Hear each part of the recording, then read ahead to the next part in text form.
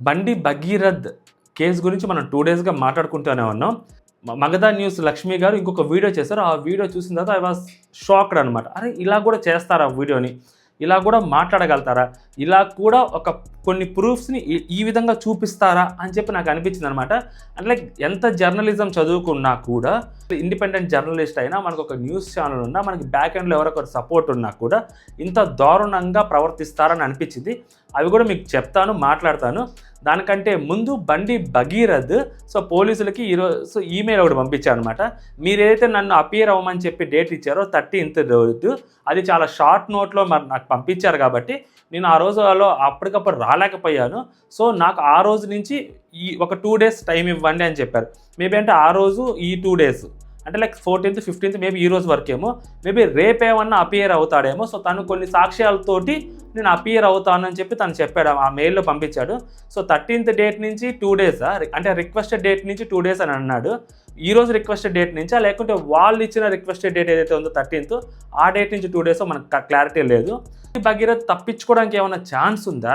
బండి భగీరథ్ ఇన్నోసెంట్ అని ప్రూవ్ చేసుకోవడానికి, ఇన్నోసెంట్ మీన్స్ 18 ఏళ్ళ అమ్మాయి పోక్సో యాక్ట్ వర్తించదు, ఆ అమ్మాయికి మైనర్ కాదు మేజర్ అని నిరూపించుకోవడానికి ఆ అబ్బాయి దగ్గర ఏదైనా ఛాన్స్ ఉందా అంటే ఒకటే నాకు అనిపిస్తుంది ఏంటంటే, ఆ అమ్మాయి 3 డేట్ ఆఫ్ బర్త్లు అవన్నీ చూపిస్తున్నా, దాన్ని కాసేపు పక్కన పెడితే ఆ అమ్మాయి ఒక ర్యాష్ డ్రైవింగ్ చేస్తే ఆ అమ్మాయి మీద ఒక ఎఫ్ఐఆర్ ఫైల్ అయింది.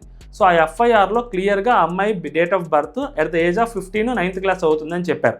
సో అది వాళ్ళ ఫాదర్ పేరు మీద అలా చేశారని చెప్పి వాళ్ళ ఫాదర్ 4,000 రూపాయలు ఫైన్ కట్టారు. సో ఫస్ట్ టైం కాబట్టి, అదే వేరే 2-3 సార్లు చేస్తుంటే వాళ్ళ ఫాదర్కి 3 సంవత్సరాల జైలు శిక్ష, ఒక 25,000 రూపాయల ఫైన్, ఆ అమ్మాయికి ఆ జూనియర్ స్కూల్లో అమ్మాయిని వేసేవాళ్ళు. ఇదంతా జరిగేది. సో అది ఫస్ట్ టైం కాబట్టి 4,000 రూపాయల ఫైన్తో అయిపోయింది. ఇప్పుడు ఆ డేట్ ఆఫ్ బర్త్ నిజమైతే ఆ అమ్మాయి మైనర్ కాదు మేజర్.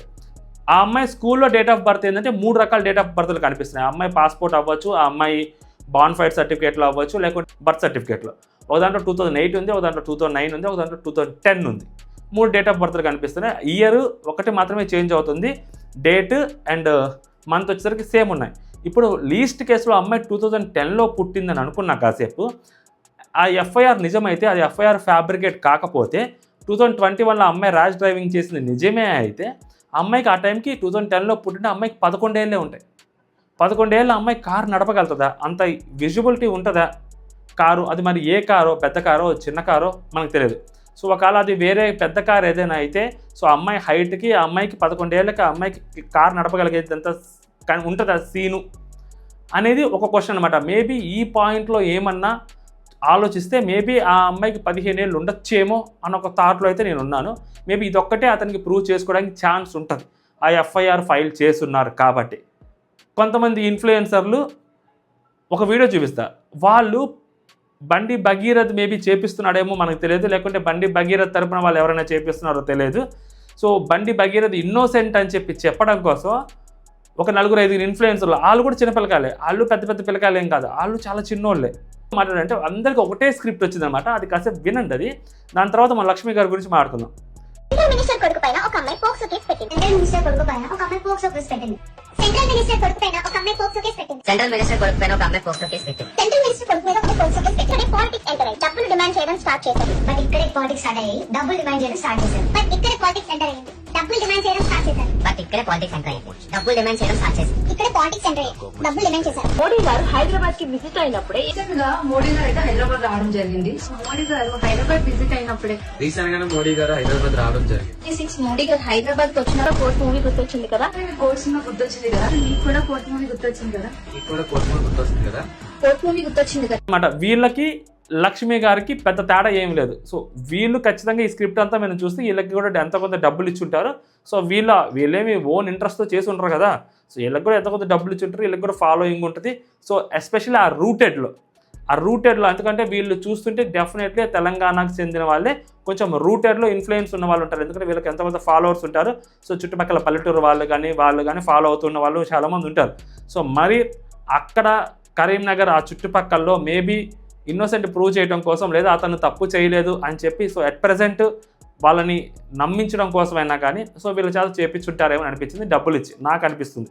అది బండి భగీరథ్ చేయించారా, లేకుంటే బండి భగీరథ్ మీద ప్రేమతోటి, బండి సంజయ్ గారి మీద ప్రేమతోటి వేరే వాళ్ళు చేయించారా లేకుంటే ఓన్ ఇంట్రెస్ట్ తోటి వాళ్ళు చేశారా మనకు తెలియదు, కానీ నాకైతే ఓన్ ఇంట్రెస్ట్ తోటి అనిపించట్లేదు. ఇది కాసేపు పక్కన పెడితే ఇప్పుడు మగధా న్యూస్ లక్ష్మి గారు ఒక వీడియో చేశారు. ఆ వీడియోలో చాలా ఆవేశంగా మాట్లాడుతూ ఉన్నారు అండ్ క్లియర్ స్టేట్మెంట్ ఇచ్చేశారు. ఆ అబ్బాయి తప్పు లేదు, ఆ అబ్బాయి ఇన్నోసెంట్. అలాంటిది ఇంత దారుణంగా అతని మీద ఒక అమ్మాయి చేత ఇన్ని ఎలిగేషన్స్ వేయించి కంప్లైంట్లు ఇప్పిస్తారా అని చెప్పి ఆవిడ చాలా గట్టిగా మాట్లాడారు. సో ఆవిడ కొన్ని పాయింట్స్ కూడా రైజ్ చేశారు.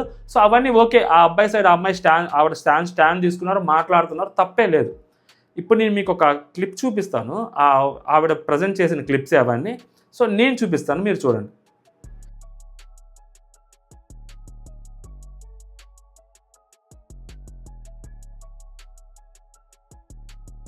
ఇప్పుడు మీరు ఏవైతే క్లిప్స్ చూసారో ఈ క్లిప్స్లో ఆ అమ్మాయి పేరు కూడా కనిపించట్లేదు. ఆ అమ్మాయి జస్ట్ డేట్ ఆఫ్ బర్త్లు మాత్రం కనిపిస్తున్నాయి, ఆ అమ్మాయి అడ్రస్లు ఎక్కడ కనిపించట్లేదు. బట్ ఆవిడ వీడియోలో ఆ అమ్మాయి డేట్ ఆఫ్ బర్త్తో పాటు ఆ అమ్మాయి పాస్పోర్ట్ నెంబర్, అమ్మాయి పాస్పోర్ట్ కాపీ కూడా చూపించారు. ఆ అమ్మాయి పాస్పోర్ట్ నెంబర్ కూడా కనిపిస్తుంది. ఆ అమ్మాయి ఆధార్ కార్డ్ నెంబర్ కనిపిస్తుంది. ఆ అమ్మాయి ఇంటి అడ్రస్లు కనిపిస్తూ ఉన్నాయి. పోక్సో యాక్ట్లో సెక్షన్ 23 ఏం చెప్తుంది? Her name, address, photograph, family details, school, neighbourhood or any other particulars which may lead to disclosure of identity of the child. ఇలా చేస్తే పనిషబుల్ అఫెన్స్ అని చెప్పారు. ఇక్కడ ఏవైతే చేయకూడదు అని చెప్పారో ఆవిడ అన్నీ చేసింది. వాళ్ళ ఇంటర్ అడ్రస్లు, వాళ్ళ ఫొటోస్, వాళ్ళ అమ్మా నాన్నల పేర్లు, వాళ్ళ స్కూల్ అడ్రస్లు, మొత్తం ఎవ్రీథింగ్ ఆవిడ డిస్ప్లే చేశారు. ఎగ్జాంపుల్, ఆవిడ కాసేపు మైనర్, ఆవిడ ఒపీనియన్ ప్రకారం ఆ అమ్మాయి మైనర్ కాదు కాబట్టి ఆవిడ చాలా స్ట్రాంగ్గా అవన్నీ డిస్క్లోజ్ చేశారని అనుకుందాం. ఒక ఆడపిల్ల అడ్రస్లు, పాస్పోర్ట్ నెంబర్లు, ఆధార్ కార్డ్ అడ్రస్లు అలా డిస్ప్లే చేస్తారా? Without their concern or without their permission అలా డిస్ప్లే చేస్తారా? ఆవిడ మైనర్ కాదు మేజర్ అని మీరు గట్టిగా నమ్మితే ఆవిడ పేరు కూడా మీరు ఉండాల్సింది కదా. ఆ పేరు దగ్గరికి వచ్చేసరికి పేరు చూపించకూడదు అని చెప్పి పేరు తప్పితే మిగిలిన అడ్రస్లన్నీ చూపించేస్తారా? అసలు జర్నలిజం చదివి ఉన్నారా? మనం జర్నలిజం చదువుకొని ఉన్నామా? జర్నలిజం చదువుకొని ఉండుంటే ఒక అమ్మాయి మేజర్ అవ్వచ్చు, మైనర్ అవ్వచ్చు, ఒక అమ్మాయి కదా, వాళ్ళ ఇంటి అడ్రస్, అమ్మాయి కూడా కాదు, కాసేపు ఎవరైనా ఒక థర్డ్ పర్సన్ వాళ్ళ ఆధార్ కార్డ్ అడ్రస్ ఎలా చూపిస్తాం? ఆధార్ కార్డ్ నెంబర్లు ఎలా చూపిస్తాం? వాళ్ళ పాస్పోర్ట్ నెంబర్లు ఎలా చూపిస్తాం? వాళ్ళ ఇంటి అడ్రస్లు ఎలా చూపిస్తాం? మీడియాలో ఎలా చూపిస్తాం? కొన్ని వేల మంది చూస్తున్న ఛానల్లో ఎలా డిస్ప్లే చేస్తారు? Without their concern or their permission? సమాధానం చెప్పండి. ఆధార్ కార్డ్ అడ్రస్ని కానీ ఆధార్ కార్డ్ నెంబర్స్ని కానీ లాస్ట్ 4 నెంబర్లైనా ఇంటూ పెట్టాలి కదా, కనీసం బ్లర్ చేయాలి కదా, లాస్ట్ 4 నెంబర్లైనా బ్లర్ చేయాలి కదా, చేయలేదు కదా. సో దీనికి కూడా పనిష్మెంట్ ఉంటుంది తెలుసా? దీనికి కూడా పనిష్మెంట్ ఉంది. 6 months జైలు శిక్ష ఉంటుంది మీకు. వాళ్ళ కేసు కానీ మీ మీద పెడితే మీకు కూడా 6 నెలలు మీరు జైలు శిక్ష అనుభవించాల్సి వస్తుంది. అమ్మాయి పాస్పోర్ట్ నెంబర్ కూడా చూపించారు. So passport authoritative of India, so వాళ్ళది అది కూడా క్రైమే, అలా పాస్పోర్ట్ నెంబర్ చూపించడం. మిగిలిన వాళ్ళకి తెలియదు ఆ పిచ్చా చూపించలేక వాళ్ళు. మీరెందుకు అంతలా అత్యుత్సాహం చూపించారు? దేనికి? ఆ అమ్మాయి మైనరా కాదా పక్కన పెడితే ఎందుకు చూపిస్తున్నారు మీరు అలాగా? అది తప్పు కదా. అండ్ మీరు ఒక క్వశ్చన్ అడిగారు లాస్ట్లో, మహిళా మణులు ఎవరైతే వచ్చారో ఇదే పార్టీ నుంచి, బీఆర్ఎస్ పార్టీ నుంచి వచ్చిన మాజీ మంత్రులు, గొప్ప వ్యక్తులు, ఎమ్మెల్యేలు అందరూ ఉన్నారు కదా, వీళ్ళని అడుగుతున్నాను నేను, ఇలాంటి అమ్మాయినే మీ అబ్బాయిలకి ఇచ్చి పెళ్లి చేయడానికి మీకు సిద్ధమేనా? మీ అబ్బాయిలకో, మీ బంధువులకో, మీ మనవాళ్లకో, మీ వాళ్లకో ఇచ్చి ఇలాంటి అమ్మాయిని ఇచ్చి ఒక ఆదర్శ వివాహం చేయడానికి మీరు సిద్ధమేనా? ఇదే తెలంగాణలో ఉన్న మహిళా లోకాన్ని నేను అడుగుతున్నా, మీరు సిద్ధమేనా?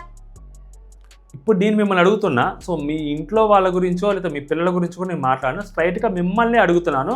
నేను రేపొద్దున మీ ఆధార్ కార్డు, లేకుంటే మీ పాస్పోర్టో, లేకుంటే మీ రేషన్ కార్డో, లేకుంటే మీకు సంబంధించిన ఏదైనా మీ ఇంటి అడ్రస్లో మీ ఫోన్ నెంబరో నేను ఇలాగా ఓపెన్గా డిస్ప్లే చేస్తే మీకు ఓకేనా?